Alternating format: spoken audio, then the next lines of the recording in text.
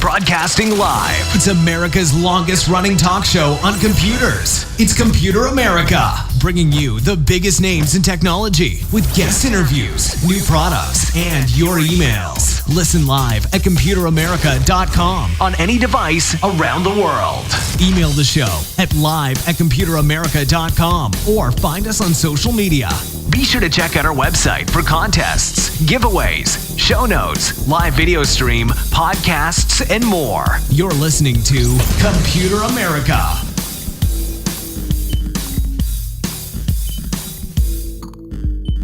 Hello and welcome into the Computer America Show. We are the nation's longest running, nationally syndicated radio talk show on computers and technology.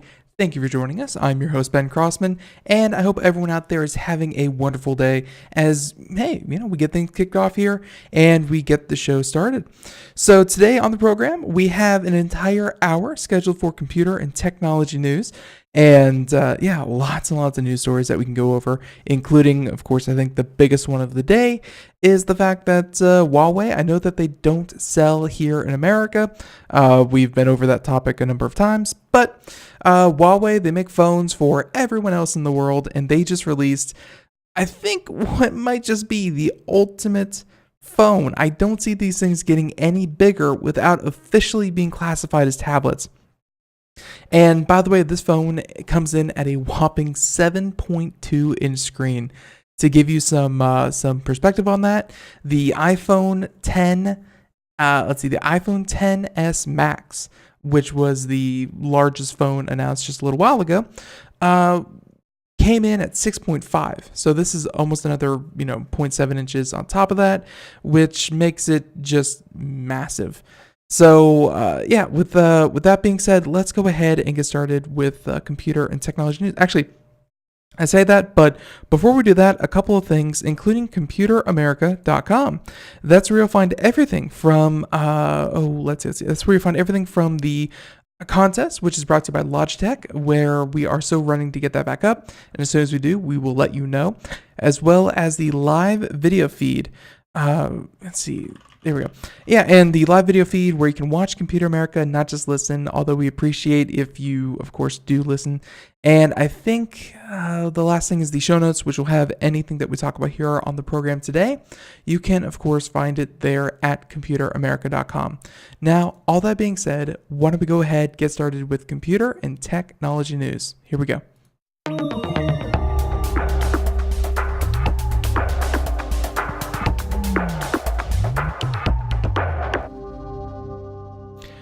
Now, for our first story, I think we're going to do... Our first story, why don't we start off with, why not the Huawei? That one really intrigued me and seemed like a very interesting phone. Because, like I said, I don't know when to not call it a phone anymore. This one coming to us from Engadget, although a lot of publications have been picking it up. But Huawei unveils, or Huawei, or however you want to say it, Huawei, if you're looking to spell it.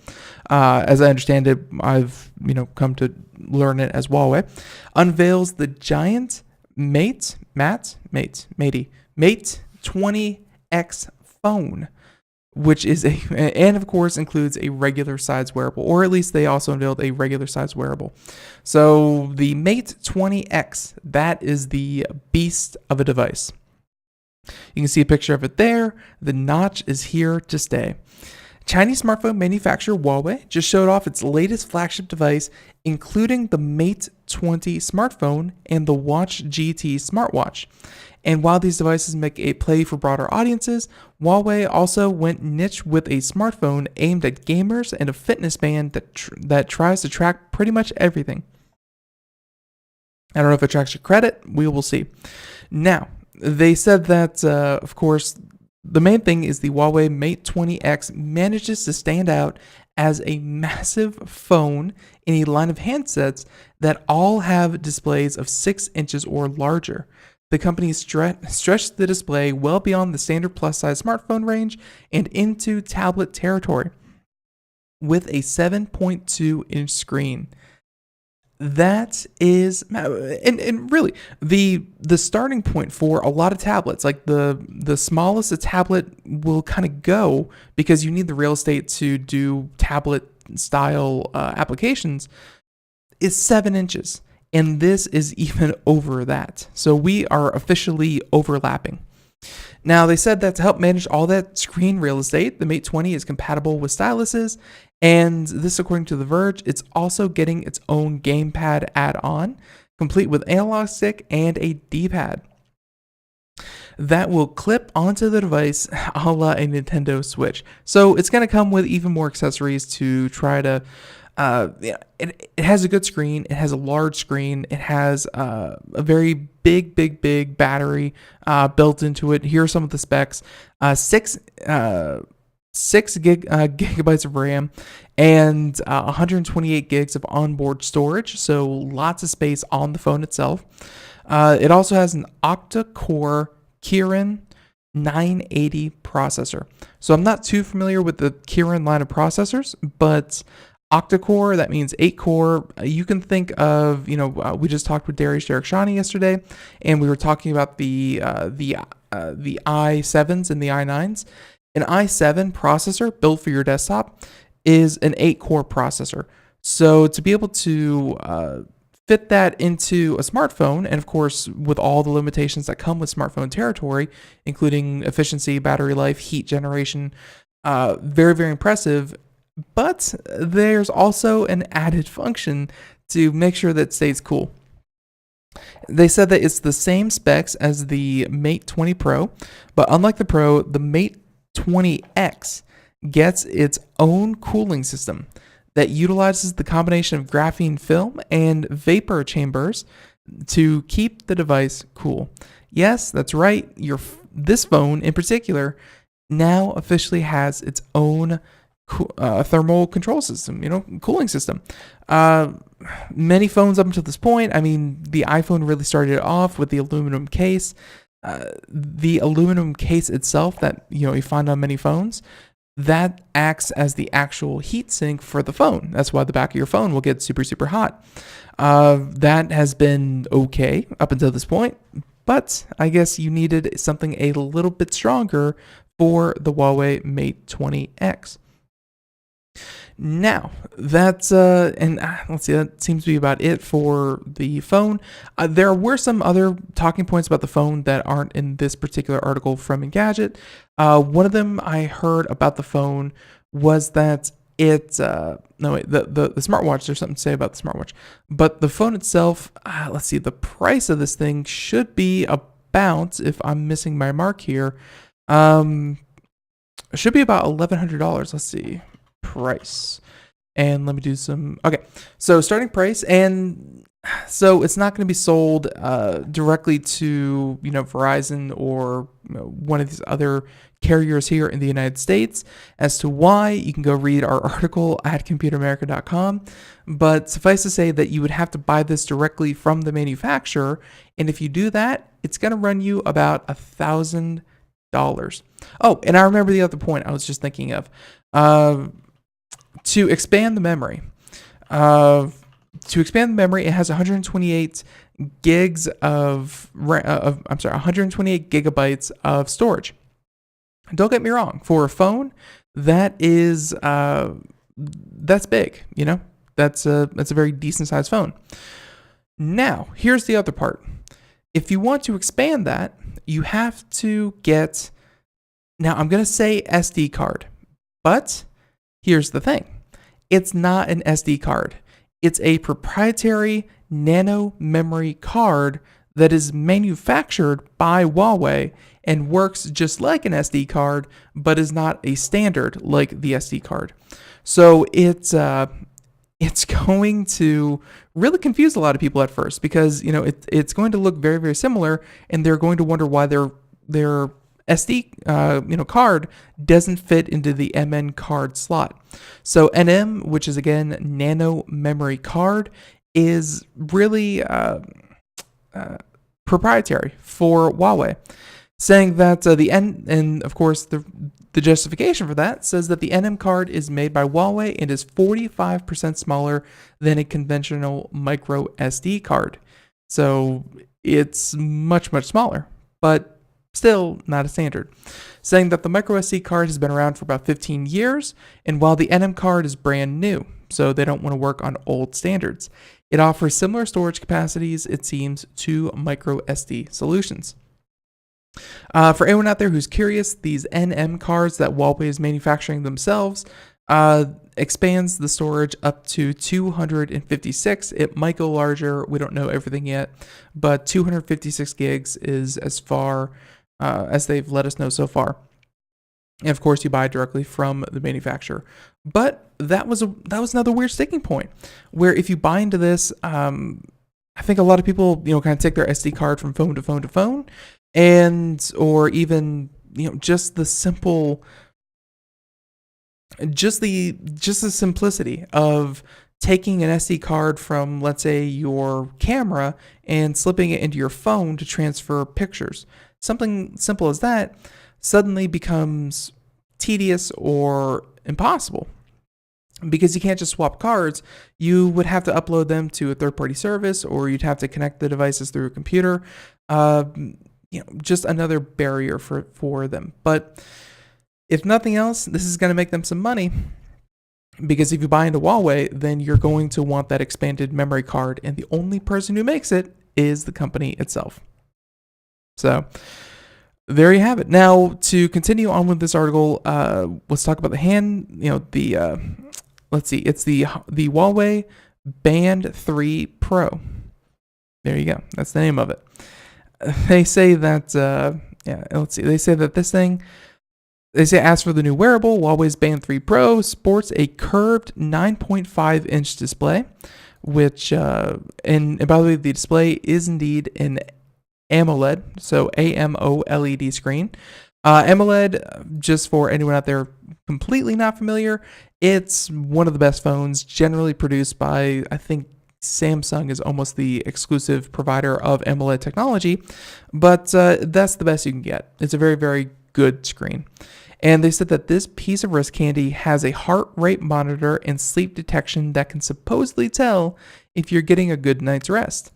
It also offers independent GPS tracking to record runs without linking to the phone, and can identify swimming strokes to record pool workouts. And while the new Watch GT, they said that like the new Watch GT, the Band 3 Pro is rated at 5 ATM water resistance, which is good because otherwise that swimming feature would be pretty useless. So I think, 5 ATM water resistance. I have not heard about that. I'm usually familiar with the different, the IP, the IPX rating system.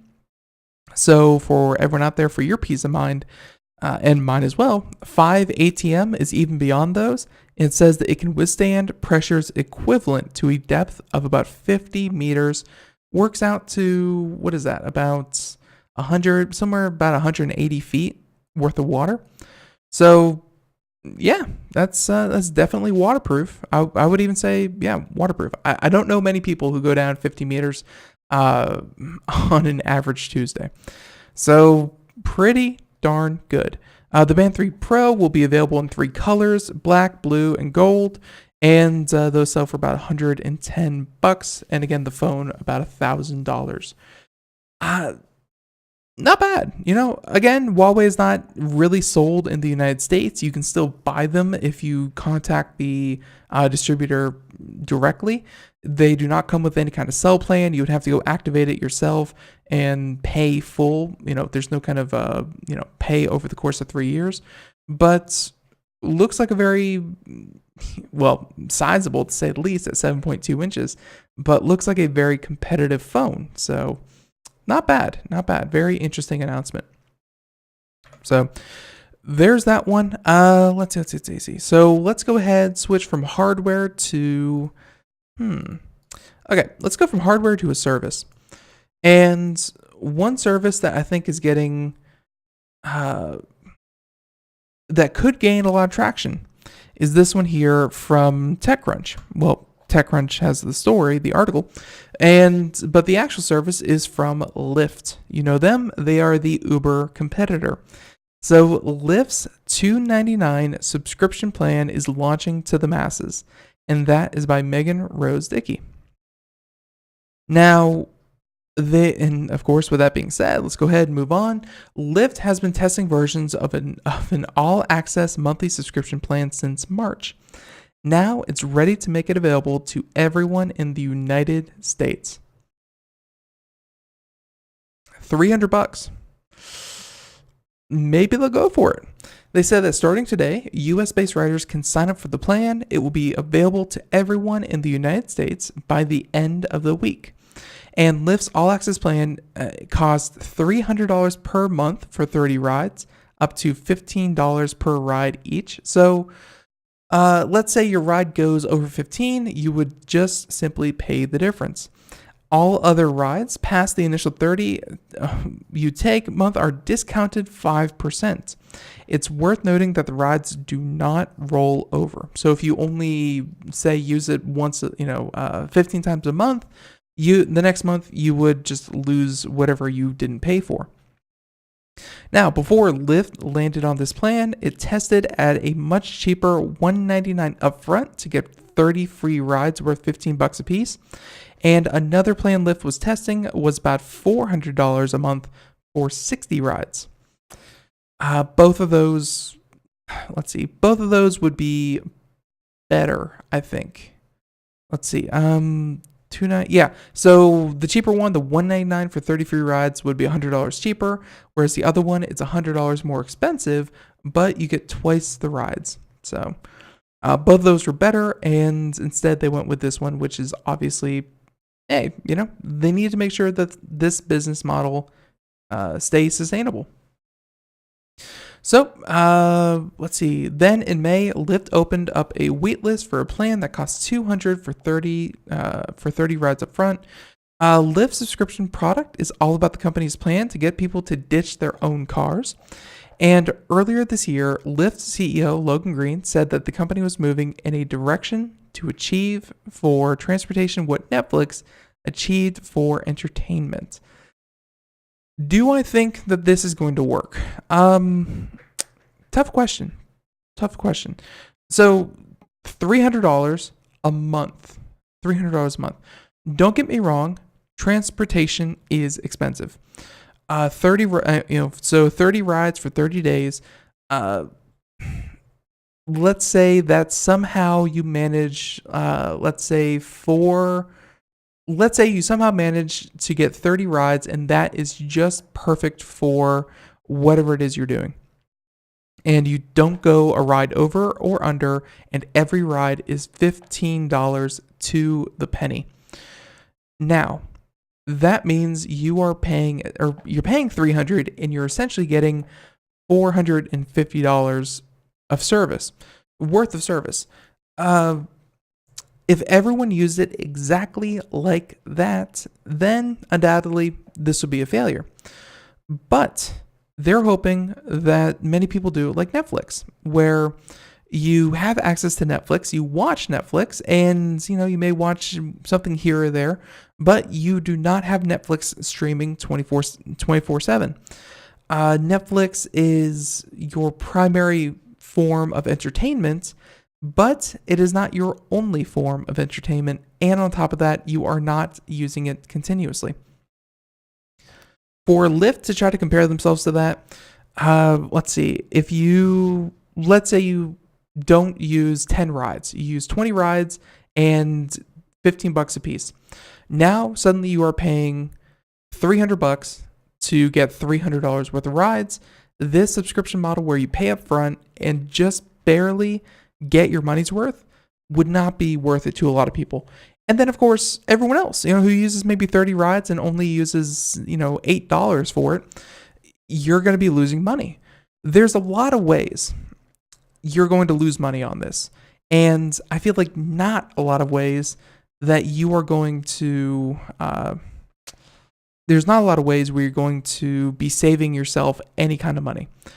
I don't know every use case out there, but maybe if you know you're going to go over your limit, maybe if you know just for a fact, you are going to use more than 30 rides and each one of those rides is going to be more than $30. That might be the best use case where you know you're going to go over. It doesn't matter. You just want to save yourself $150. In that case, honestly, might pay for itself to go own a car. But hey, your prerogative, and I don't know. I like the idea of a subscription-based model because it's moving the idea of car ownership to simply just car usage. And hey, getting access to a car is just as good as having a car. But paying more for that convenience, I don't think that's the point of not owning a car. It's kind of like cord cutting or cable cutting, whatever. You get a service, you get a good enough service, and it's much more affordable. The price to the service ratio is on point. And hey, Lyft did the testing. They did the heavy lifting. Thank you. But they did the testing. They seem to think this will work. Now it's up to all of you out there if this is something that appeals to you. Again, I got to say the best use case scenario is that you're going to, is that your rides average about $15 a piece and you know that you're going to go over. That is the best possible result of signing up for this, because then you just save yourself $150. But okay, Lyft, good luck with that. Now we have a couple other articles here. How about we went from hardware to a service? Let's discuss. Let's discuss Google, I guess. All these are pretty cool, but we're going to save them for a little bit later.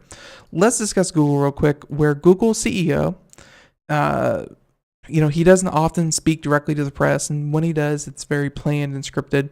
But for those of you who have not been following, they made moves in China. There were a couple moves. There was one where China had given them the green light. Had given Google the green light to start operating within China. That was, and that lasted all of about 12 hours. Really, nothing really came of that. But there's no mistake, Google really wants China. They see China as a massive place of growth, but up until this point, they have not been allowed. A lot of software vendors and search engines and browsers, they are not allowed to be in China because China has kind of a iron grip on their on their citizens and their connection to the internet. Well, that's where Google started to develop, just to fill you in on the backstory before we get to the actual story.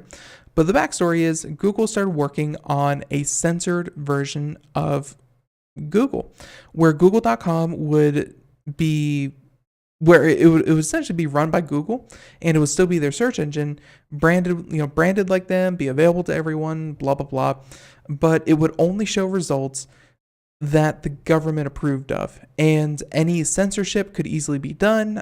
You could pass off any propaganda that you wanted to. Everything and anything about this particular form of Google search would be subject to the Chinese government. That's very opposite of Google's ideals here in the West, which are open internet, free speech, the idea that, censorship should not happen, especially not on a government or company level, these kinds of things. And for Google to take part in this project, a lot of people really took exception to that because let's face it, that's not really Google's job, is to create a censored search engine. Theirs is to just make a search engine. Now, for the first time, the CEO of Google, Sundar Pichai, speaks publicly about what happened there. And commenting publicly for the first time about Google's censored search engine in China, the CEO said on the Wired 25 Summit in San Francisco that the company is taking a longer-term view about the country, codenamed Project Dragonfly.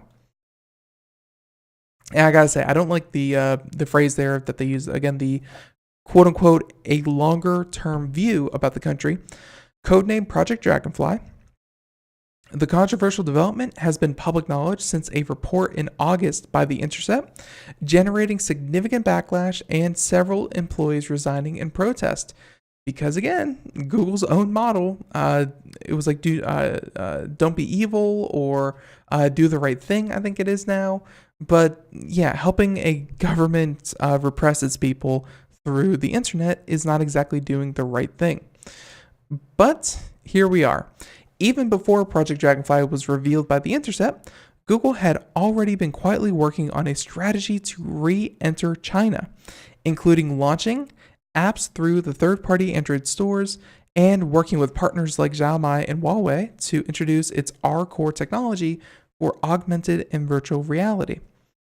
Now, Pichai has said that Google has not decided if it will actually launch Project Dragonfly in China, but if it does, the search engine's biggest competition will be Baidu.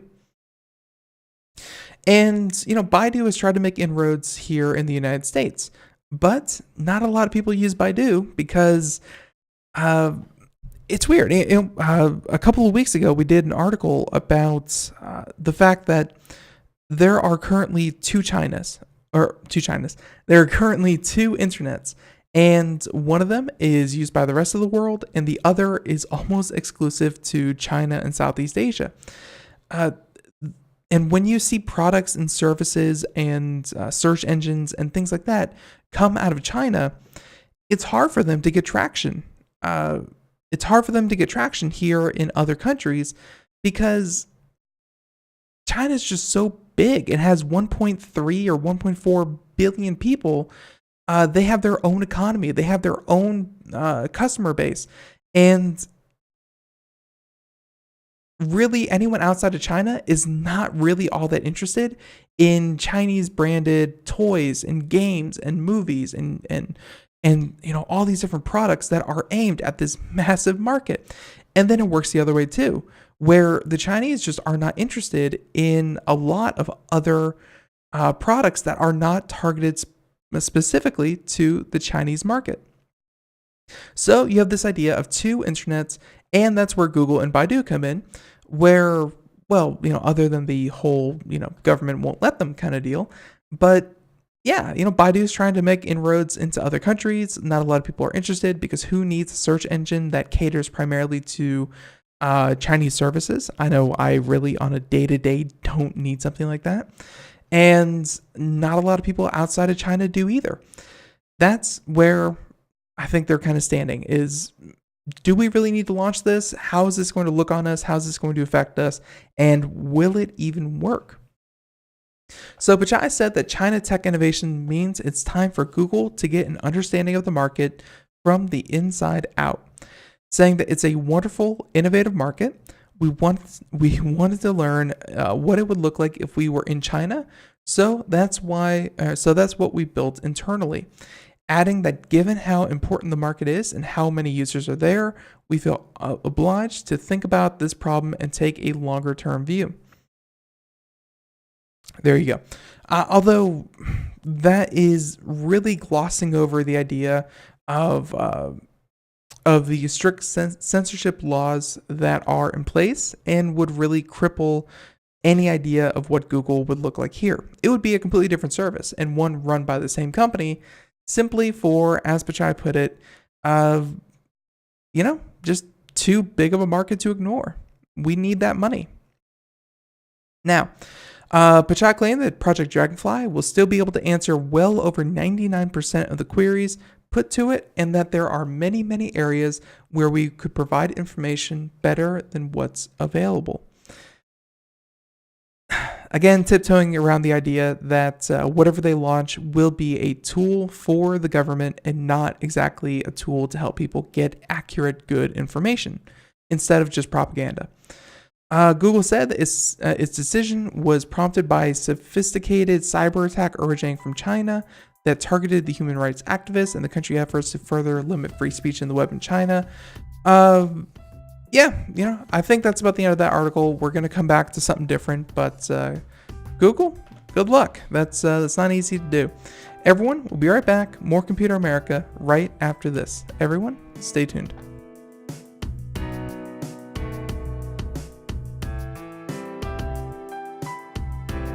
Greece is cheap. But the airfare costs a fortune. Paris? Not much closer, and again, airfare... What about Puerto Vallarta? Let's face it, flying anywhere is just too expensive. Wait, what's this? Low-cost airlines. With one call to low-cost airlines, you'll drastically slash your travel costs. We're talking insanely low airline prices to any of your favorite destinations. Where would you like to go? London, Rome, Costa Rica, Australia? Wow, that's cheap. So why wait? Call now to learn how crazy cheap it is to fly anywhere in the U.S. or international. Our prices are so low, we can't publish them. The only way to get them is to call to instantly hear the most amazing best deals on airline travel. It's that easy. So call now and start packing. 800-215-4461. 800-215-4461. 800-215-4461. That's 800-215-4461. We are all Brother Wolf.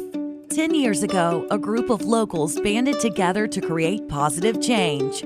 We took animals into our homes, held adoption events at local retailers, and talked to the community about our mission to help build a no-kill Asheville. A decade later, we have achieved so many victories for animals in need. There's been so much progress, yet there's still so much to do. As part of our year-long celebration, we encourage you to become a member of our special Compassionate Circle program. With a monthly donation of $10 or more, you will have behind-the-scenes access to the work we are doing at Brother Wolf. Our goal is to reach 1,000 members because we receive no government funding. Working together, we can help build and sustain no-kill communities. Learn more at compassionatecircle.bwar.org. We are a 501c3 tax-deductible organization.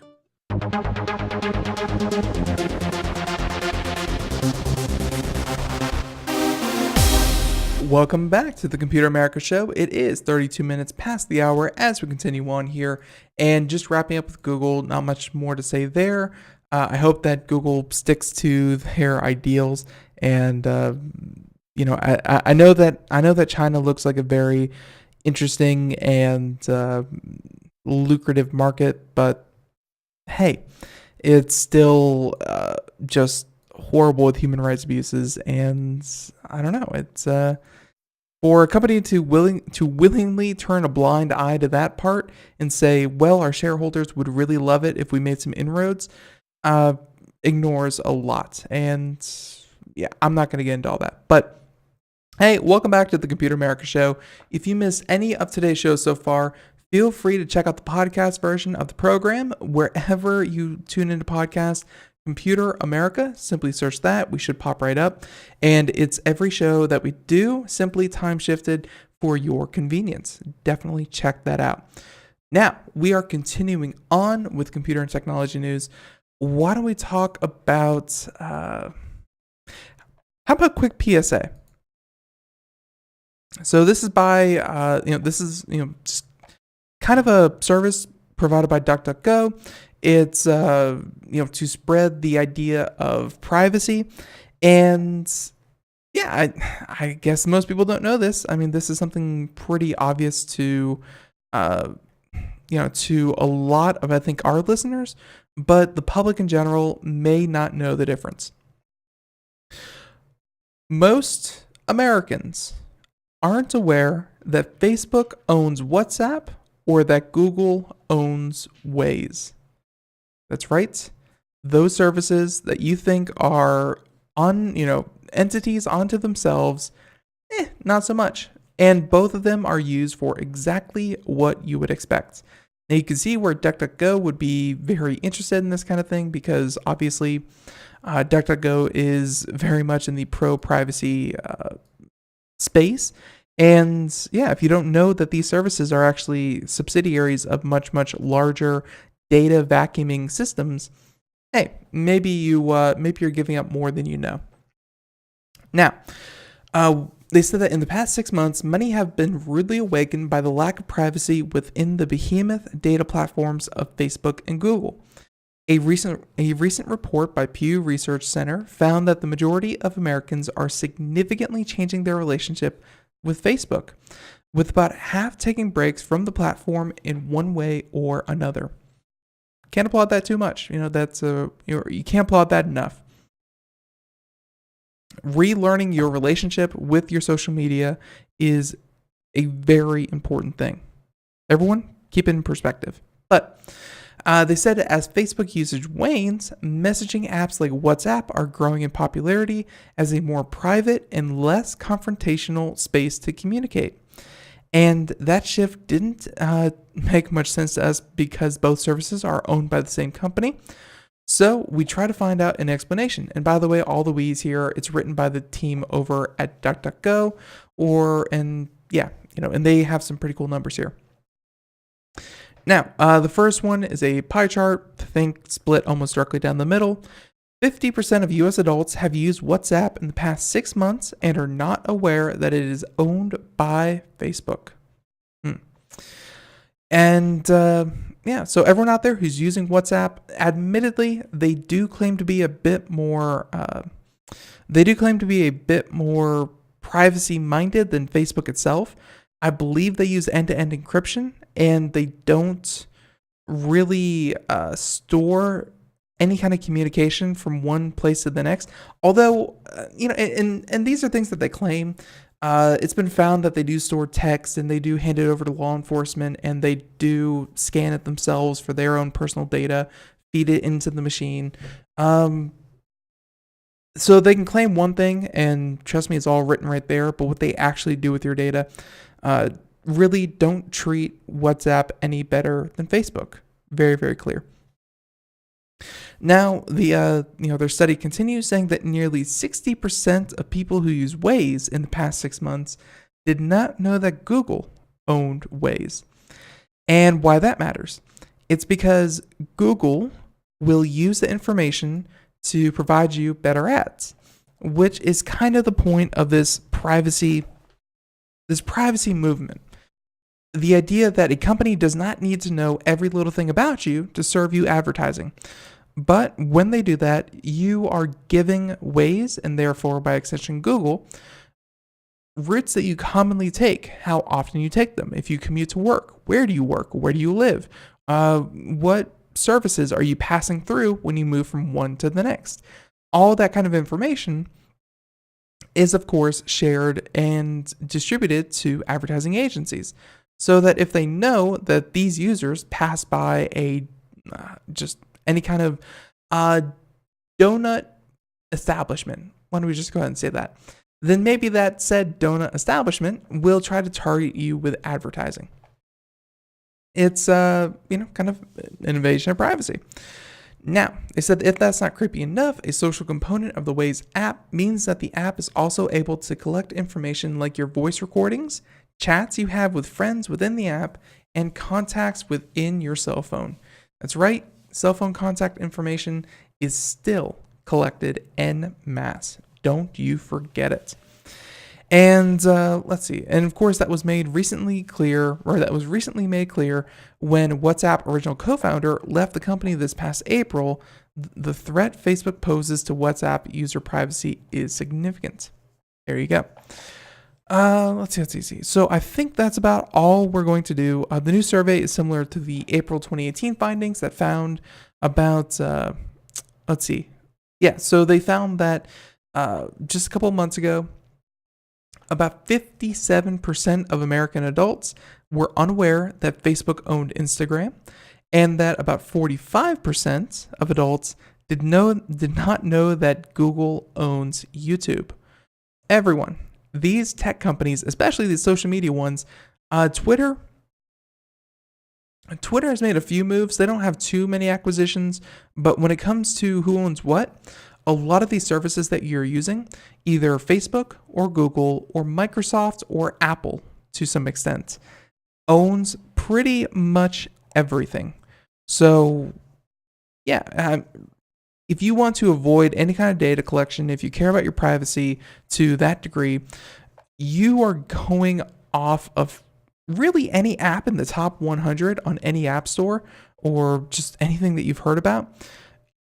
You're going to want to avoid those almost completely. So there you go. There's that one. And now lots of other stories, lots of other topics we can talk about. How about this one?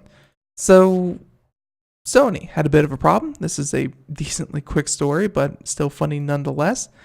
A couple of months ago, maybe a year or two ago, there was I want to say like a Unicode that people could embed on websites or in text messages that specifically for a version of iOS, it would make the whole system crash. Like really, people would figure out that you have an iPhone, that you were not updated because the patch that came out for it was like a day old, and it would almost brick your phone. It would make your phone turn off completely whenever this one particular Unicode was sent.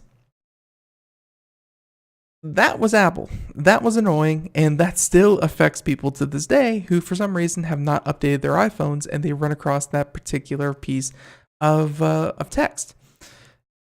Now it looks like Sony has something similar, and I gotta be honest, I think it's pretty funny. To be clear, we're reporting on it, and the report is that Sony has fixed a bug that allowed players to crash PlayStations by sending them messages. That's right. Where the PlayStation Unicode glitch is a new spin on an old prank. Where PlayStation users warned each other last week to set their messages to private, meaning that only their trusted friends could send them messages, saying that there's a new glitch that basically bricks your console and forces you to do a factory reset. And by the way, a factory reset, yes, everything's backed up on the cloud. Yes, everything, can be re-downloaded, but hey, it's not something you want to do every day. And having to re-download all of your games can be extremely tiresome. Now, Sony officially responded to the glitch Monday via Ask PlayStation UK Twitter, saying that, quote, "We've since fixed the issue and it wasn't bricking consoles, just sending them into a crash loop that can be fixed in under 5 minutes. Delete the message on the PlayStation mobile app, go into safe mode, use option 5, and the console will be back to normal." So kind of a workaround. PlayStation mobile app, I'm sure that's free. You can, use your phone to delete the offending to delete the offending message that sent your console into the crash loop, and then go back in safe mode, and I'm sure that there's an update that they're going to push out for it. Let's see. So Hunstark said that he and his team received the message from a rival player during a game of Rainbow Six Siege, and that it crashed all of their systems. The only teammate to survive the encounter had their messages set to private, and other people have, of course, speculated that the rival teams were using the glitch to kick competitors out of mobile games such as Rainbow Six Siege and Rocket League to win matches. So if you're wondering who's doing this and why, well, it's for that little bit of a competitive advantage. People can be really cruel. Now, The offending message seemed to contain an indecipherable bit of Unicode that crashed the PlayStation. I would assume much like the iPhone. And by the way, 2015, I believe that happened in, there's another one that happened on the iPhone. They say it's a recurring problem. And in 2015, trolls discovered that sending a string of Arabic characters to iPhones would overload their memory and crash the device. And in February, a new glitch using the Indian Telugu language got the same result. Then in March, another Unicode glitch made the rounds, this time spreading a black dot of death. Where the black dot crashed Apple and Android devices. These things are, I want to say hilarious, but at the same time, it's causing people headaches, and that's never a good way to live your life. So in all the cases, the glitch works the same. A malicious actor sent the bit of Unicode to the device, and the device itself, the operating system, can't process it, overloads the memory, and the whole thing comes crumbling down. So it's an old prank, new system, this time for the PlayStation, and that means, well, odds are it will probably happen again. So yeah, watch out for that one. And as you know, as we said, if you happen to be affected by this, download the PlayStation app, delete the message before you turn on your PlayStation, and start it in safe mode. Whereas then hit option 5, whatever that is. I'm sure it's restart and look for updates, and you should be good to go. But annoying nonetheless. Now, there was that one. Why don't we go ahead and discuss, how about we make ourselves mad? I like making ourselves mad. For a little while there, when we were still concerned about the very notion that net neutrality would go away, and the internet was in an uproar.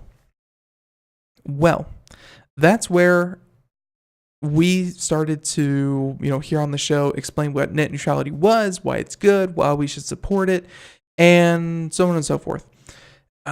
Many other publications out there also showed their support for net neutrality. They gave you form letters that you could fill out. You simply enter your full name and your address, and sent in your comments for the during the open comment period for the FCC on net neutrality. If you don't recall, millions of public comment were sent in for this particular topic, and there was something hokey going on there, where Ajit Pai, he is the chairman for the FCC, claimed that they were being DDoSed, that a number of these messages were, or even a number of the number of traffic, or a lot of the traffic going to the FCC website was simply there to crash the service, render them incapable of submitting their comments, and otherwise just being malicious.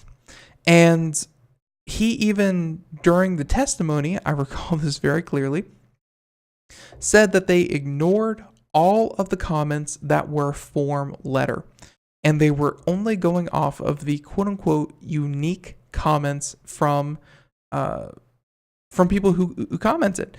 So if you watched John Oliver and you went to his website and entered your name and your address and used his form letter, you are not included in this particular study that we're about to talk about.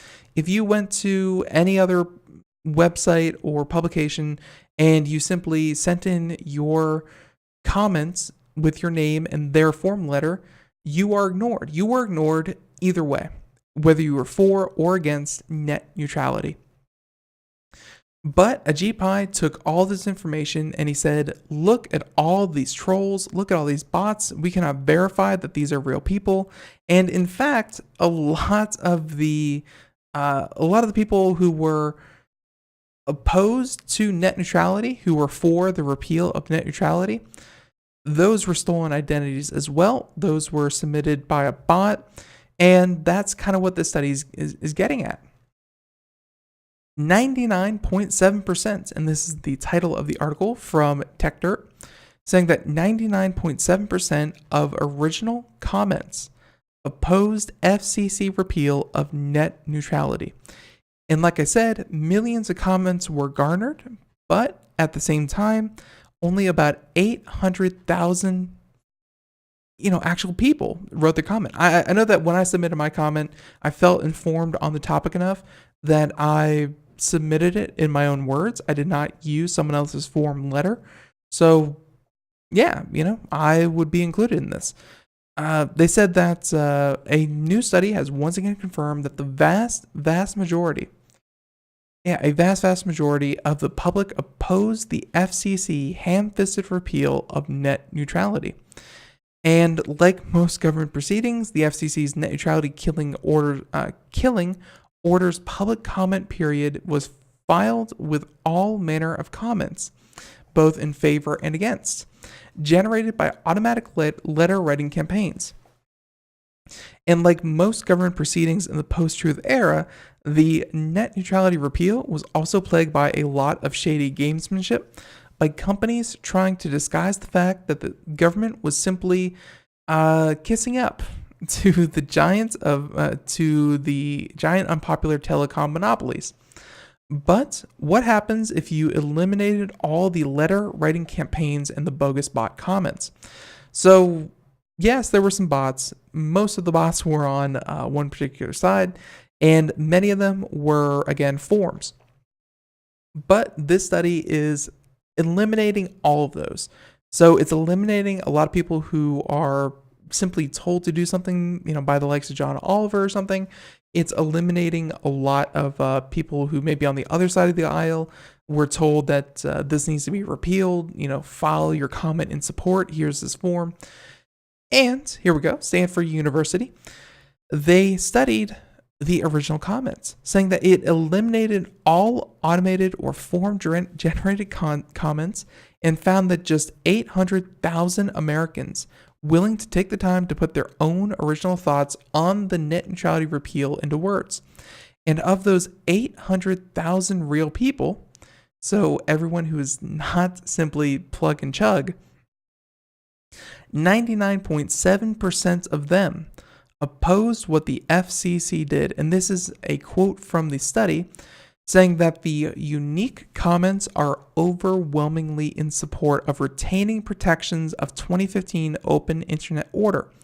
A manual analysis of 1,000 of these comments showed that 99.7% of the comments opposed the repeal.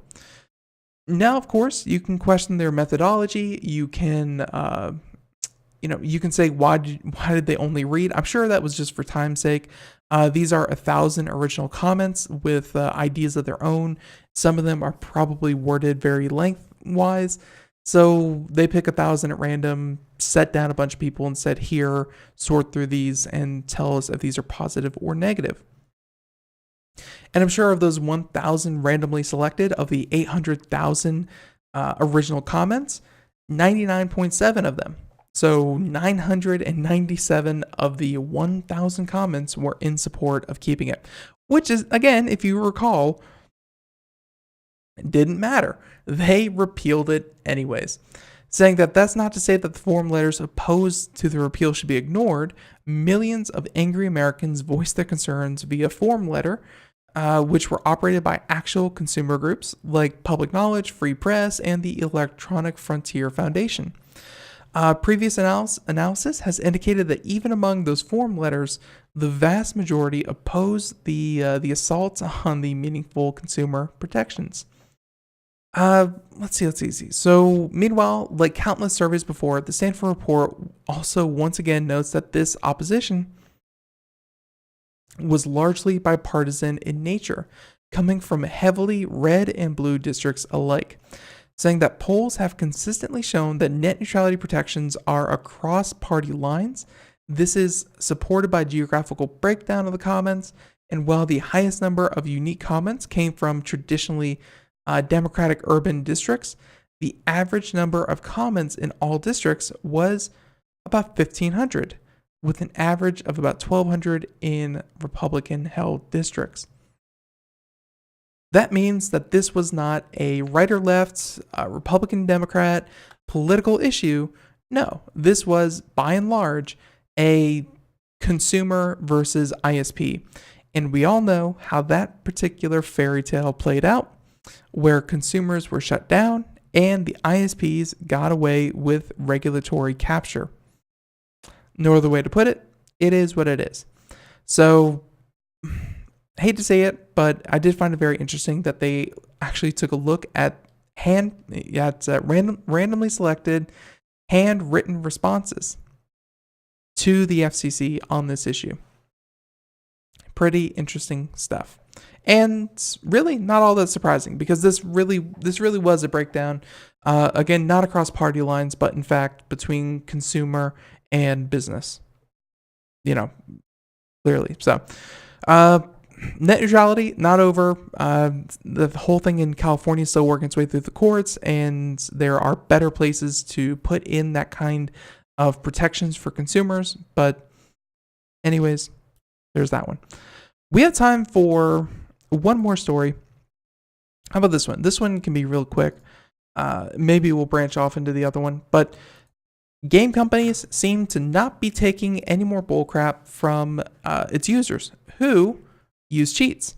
This from Motherboard and Mr. Carl Bode, saying that lawyers for GTA Online, if you are not familiar, Grand Theft Auto Online, get court order to search homes of alleged cheat makers. That's right. Rockstar Games and Take-Two Interactive obtained a search warrant from an Australian court to search the homes and computers of the people allegedly behind the infamous mod menu cheat. And let's see if we can do this one pretty quickly. But the infamous cheat allowed players to effectively do pretty much anything they could imagine in-game, from quickly accessing the best vehicles, weapons, perks, to making blood, guts, fireworks magically erupt from in-game character models. The court orders in question also prohibit the mod makers from creating or using game asset cheats under risk of imprisonment, and placed a freeze on the developer's assets, PayPal, and cryptocurrency accounts, prohibiting them from withdrawing anything more than a modest living expense. Quote, you must not remove from Australia, you must not remove from Australia or in any way dispose of, deal with, or diminish the value of your assets up to the unencumbered value of about $286,000 dues, or Australian bucks. And the point here is that a game company has received a court order and is going to search the defendant's home, all because someone created a tool to help cheat within a video game. I'm sure that my parents would look at this and go, wow, someone cheated. Who cares? It's just a video game. But you have to realize that Grand Theft Auto Online and a lot of other games that are played multiplayer and have microtransaction within them, have a currency, have some kind of economy within the games. It just takes a few people like this who create cheats and then sell the cheats for their own personal gain. Here it seems to be to the tune of about $300,000. And you crash the game. You actually hurt the game that you're creating the cheat for, but you're making yourself richer for it. You can see where the companies behind it and would stand to profit substantially for a healthy, thriving game without the cheats would be very interested in making sure that, no cheating happens. Infamous is one of several mod menus or third-party cheating programs that players have access by loading specific files onto a PC or a modified last-gen console, letting users do a range of anything they can imagine in GTA 5's online and offline modes. And let's see, I think we're going to go ahead and wrap it up there. Let's see. While the cheats can be entertaining for users, they can obviously undermine the enjoyment for players who are using the game fairly in online modes. Such cheats can often be quite profitable for developers who can change everything for a one-time fee to a subscription fee. And unless they use a PC, users also need to buy a modded last-gen console running anywhere from $200 to $500 in the US. Again, it's kind of a takedown on the idea of should we or should we not punish someone for cheating in a video game. And just by the amount of money in it, I think we are starting to see that, yeah, companies are totally going to start punishing people for doing this. So everyone, the music in the background means that we are just about done for the day. I want to thank you so much for tuning into Computer America. Be sure to check us out tomorrow, where I think we'll either have a best of Computer America or more computer and technology news. I'm not sure. It's going to be a busy, hectic day. But yeah, if you want to stay up to date with what we do, how we do it here on Computer America, check us out, computeramerica.com. For everyone listening to us on the Iron Radio Network, thank you for tuning in. And if you missed any part of today's show, again, check out the podcast wherever podcasts are heard. My personal favorite might be SoundCloud. Hey, just a personal preference. Everyone, until next time, have a great day. Thank you so much. Have a good one. Bye-bye.